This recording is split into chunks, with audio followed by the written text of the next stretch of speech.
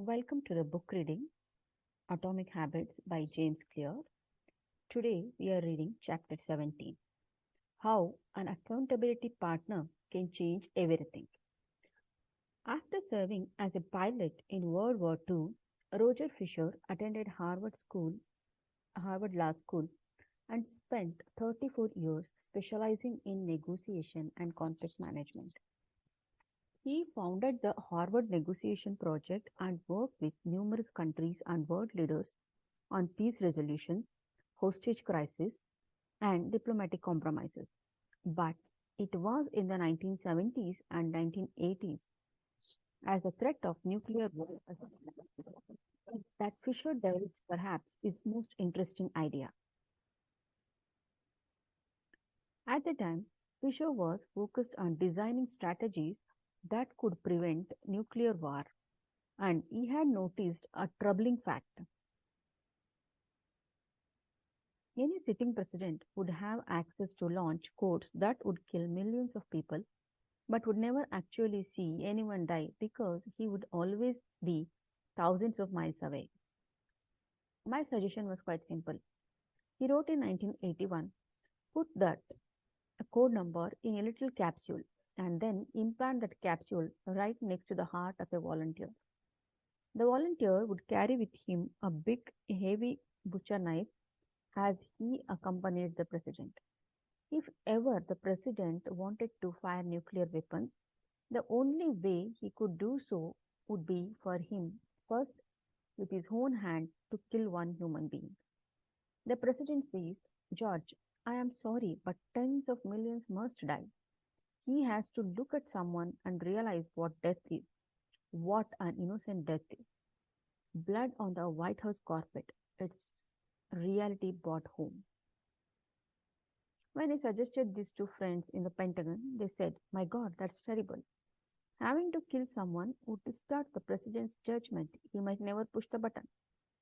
Throughout our discussion of the fourth law of behavior change, we have covered the importance of making good habits immediately satisfying.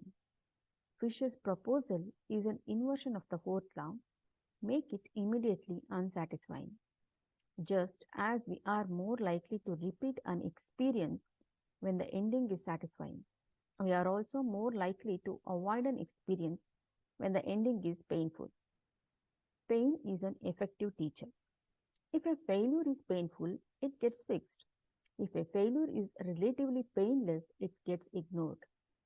The more immediate and more costly a mistake is, the faster you will learn from it. The threat of a bad review forces a plumber to be good at his job. The possibility of a customer never returning makes a restaurant create good food. The cost of cutting the wrong blood vessel makes a surgeon master human anatomy and cut carefully. When the consequences are severe, people learn quickly. The more immediate the pain, the less likely the behavior. If you want to prevent bad habits and eliminate unhealthy behaviors, then adding an instant cost to the action is a great way to reduce their odds. We repeat bad habits because they serve us in some way, and that makes them hard to abandon. The first way I know to overcome this predicament is to increase the speed of the punishment associated with the behavior. There can't be a gap between the action and the consequences. As soon as actions incur an immediate consequence, behavior begins to change. Customers pay their bills on time when they are charged a late fee. Students show up to class when their grade is linked to attendance.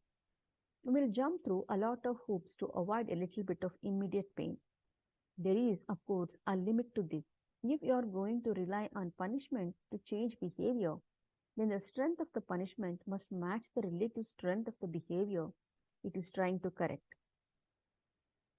To be productive, the cost of procrastination must be greater than the cost of action. To be healthy, the cost of laziness must be greater than the cost of exercise. Getting fined for smoking in a restaurant or failing to recycle adds consequence to an action. Behavior only shifts if the punishment is painful enough and reliable enough. reliably enforced. In general, the more local, tangible, concrete, and immediate the consequence, the more likely it is to influence individual behavior.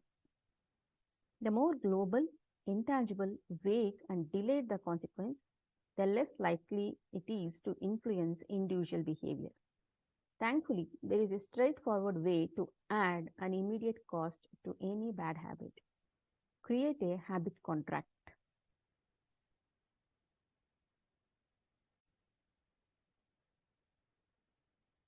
The habit contract. The first seatbelt law was passed in New York on December 1st, 1984. At the time, just 14% of people in the United States regularly wore a seat belt, but that was all about to change. Within 5 years, over half of the nation had seat belt laws. Today, wearing a seat belt is enforceable by law in 49 of the 50 states. And it's not just a legislation, the number of people wearing seat belts has changed dramatically as well. In 2016, over 88% of Americans buckled up each time they got in a car. In just over 30 years, there was a complete reversal in the habits of millions of people. Laws and regulations are an example of how government can change our habits by creating a social contract. As a society, we collectively agree to abide by certain rules and then enforce them as a group.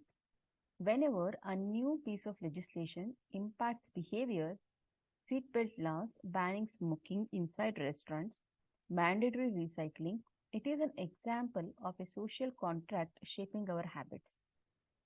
The group agrees to act in a certain way, and if you don't follow along, you will be punished. Just as governments use laws to hold citizens accountable, you can create a habit contract to hold yourself accountable. A habit contract is a verbal or written agreement in which you state your commitment to a particular habit and the punishment that will occur if you don't follow through. Then you find one or two people to act as your accountability partners and sign off on the contract with you. Brian Harris, an entrepreneur from Nashville, Tennessee, was the first person I saw put this strategy into action. Shortly after the birth of his son, Harris realized he wanted to shed a few pounds. He wrote up a habit contract between himself, his wife, and his personal trainer. The first version read, Brian, number one objective for quarter one of 2017 is to start eating correctly again so he feels better, looks better, and is able to hit his long term goal of 200 pounds at 10% body fat. Below that statement, Harris laid out a roadmap for achieving his ideal outcome. Phase 1, get back to a strict slow carb diet in quarter 1. Phase 2, start a strict macronutrient tracking program in quarter 2. Phase 3, refine and maintain the details of his diet and workout program in quarter 3. Finally, he wrote out each of the daily habits that would get him to his goal. For example, write down all food that he consumes each day and weigh himself each day. And then he listed the punishment if he failed. If Brian doesn't do these two items, then the following consequence will be enforced. You will have to dress up each workday and each Sunday morning for the rest of the quarter. Dress up is defined as not wearing jeans, t-shirts, hoodies, or shorts. He will also give Joey $200 to use as he sees fit. He misses one day of logging food. At the bottom of the page, Harris, his wife, and his trainer all signed the contract.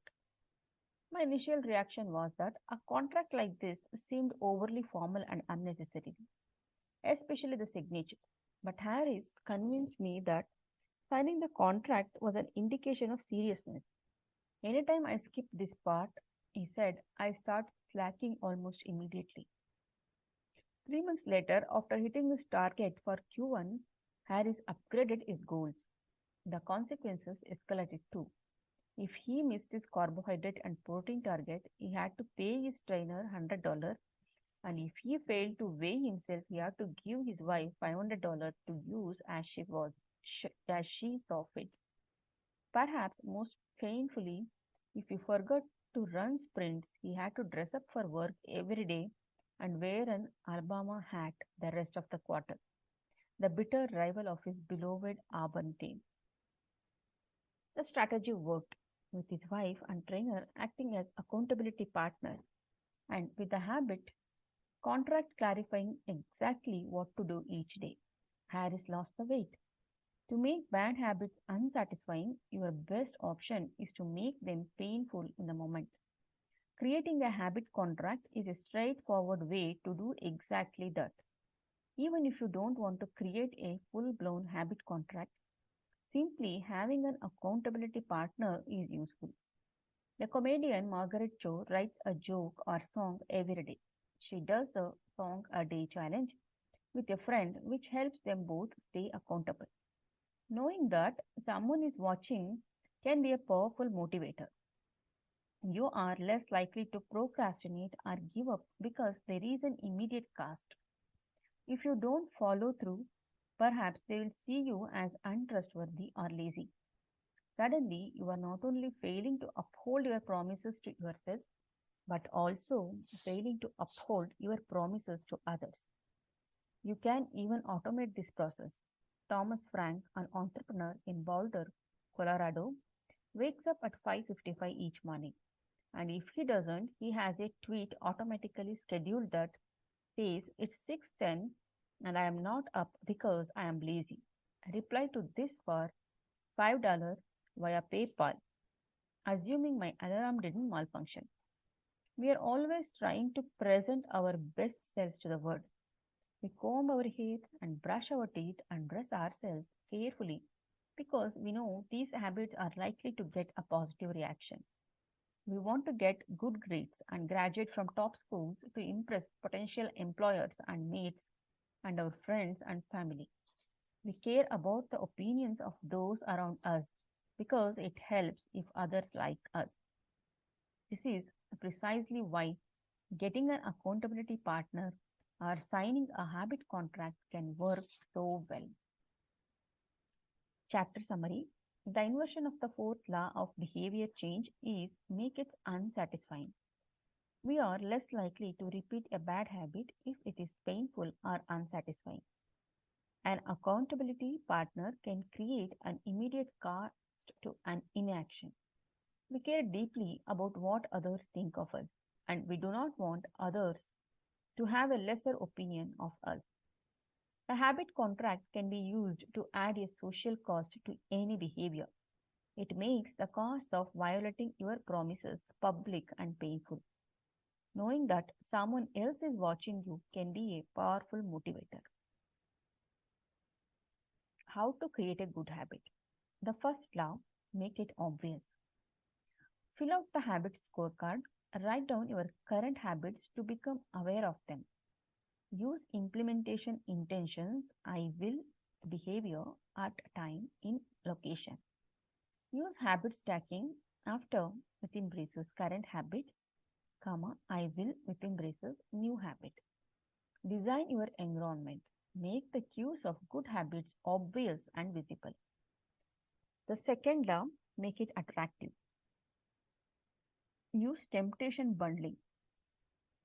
Pair an action you want to do with an action you need to do. Join a culture where your desired behavior is the normal behavior. Create a motivation ritual. Do something you enjoy immediately before a difficult habit. The third law, make it easy. Reduce friction. Decrease the number of steps between you and your good habits. Prime the environment. Prepare your environment to make future actions easier. Master the decisive moment. Optimize the small choices that deliver outsized impact. Use the 2-minute rule. Downscale your habits until they can be done in 2 minutes or less. Automate your habits. Invest in technology and one time purchases that lock in future behavior. The fourth law, make it satisfying. Use reinforcement. Give yourself an immediate reward when you complete your habit. Make doing nothing enjoyable.